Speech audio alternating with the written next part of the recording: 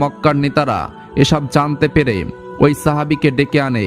সকলেই ওই সাহাবীর সামনে রাসূলুল্লাহ সাল্লাল্লাহু আলাইহি ওয়াসাল্লামের সম্পর্কে হাসি ঠাট্টা করতে থাকে। উমাইয়া তখন তার গোলাম বেলালকে বলে, বেলাল, তুমি ওকে ততক্ষণ মারতে থাকবে যতক্ষণ ও নিজের ভুল বুঝতে না পারে। কিন্তু হযরত বেলাল জানতেন নবীজি সাল্লাল্লাহু আলাইহি ওয়াসাল্লামের সকল বাণীগুলি ছিল সত্যবাণী। সে মনে প্রাণে আল্লাহকে ভয় করতেন। ফলে সে তার মনিব উমাইয়ার মুখে বলে দেয়, এটা আমি কখনই করতে পারবো না। উমাইয়া তখন হযরত বেলালকে মরুভূমিতে নিয়ে অমানবিক অত্যাচার করতে থাকে। তখন সেখানে নবীজির পালক পুত্র জায়েদ আসে এবং বলে, আবু বকর এই গোলামের জন্য 200 দিনার দিতে রাজি আছে, তুমি তাকে মুক্ত করে দাও। উমাইয়া তখন ওই দিনারগুলো দেখে হযরত বেলালকে মুক্ত করে দেয়, কারণ বেলাল দেখতে এতটাই কুৎসিত ছিল যে তাকে সকলেই অবজ্ঞা করত। এদিকে নবীজির কাছে ওহী নাজিল হলো আল্লাহর হুকুমে। সাহাবীরা সকলেই একত্রিত হয়ে মক্কা শহরে ইসলাম প্রচার করতে থাকে। তারা সকলেই দলবদ্ধ হয়ে কাবাগরের দিকে অগ্রসর হতে থাকে। মক্কার কাফের মুশরিকরা তখন নানাভাবে তাদেরকে অত্যাচার করতে থাকে।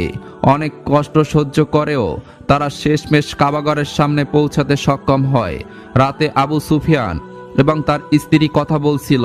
আবু সুফিয়ানের স্ত্রী তখন তাকে বলে, কিভাবে একজন অশিক্ষিত ব্যক্তির মুখ থেকে এত সুন্দর এবং সত্যবাণী বের হয়। আবু সুফিয়ান তখন বলে, যেভাবে দিন দিন তার অনুসারীরা বৃদ্ধি পাচ্ছে, আমাদের কিছু একটা করতেই হবে। আমরা প্রথমে মুহাম্মাদের দুর্বল এবং অসহায় অনুসারীদেরকে অত্যাচার ও নির্যাতনের মাধ্যমে ইসলাম ধর্ম ত্যাগ করতে বাধ্য করব। যেই বলা সেই কাজ। পরের দিন আবু সুফিয়ান এবং তার বিভিন্ন গোত্রের নেতারা মিলে অসহায় এবং দুর্বল মানুষদের তুলে আনে এবং তাদের উপর চালাতে থাকে প্রচণ্ড অমানবিক অত্যাচার ও নির্যাতন করতে করতে এক পর্যায়ে আবু জাহেল সুমাইয়া রাদিয়াল্লাহু তাআলা আনহাকে আঘাত করে মেরে ফেলে। আবু জাহেল আর আবু লাহাব এরা দুজনই ইসলামের সবচেয়ে বড় শত্রু ছিল। দুজনই মক্কায় কুরাইশদের মধ্যে অন্যতম নেতা ছিল, ধনী ও প্রভাবশালী ব্যক্তি ছিল। কিন্তু তারা ইসলাম গ্রহণ না করে বরং নবী করিম সাল্লাল্লাহু আলাইহি ওয়াসাল্লামের সবচেয়ে বড় বিরোধী হয়ে দাঁড়ায়। আবু লাহাবের এক পুত্রের নাম ছিল উতবা এবং আরেক পুত্রের নাম ছিল উতাইবা। নবী করিম সাল্লাল্লাহু আলাইহি ওয়াসাল্লাম নবুয়ত প্রাপ্ত হওয়ার আগে তিনি তার 2 কন্যা হযরত রুকাইয়া এবং হযরত উম্মে কুলসুমের সঙ্গে আবু লাহাবের এই 2 পুত্রের বিবাহ সম্পূর্ণ করেছিলেন এবং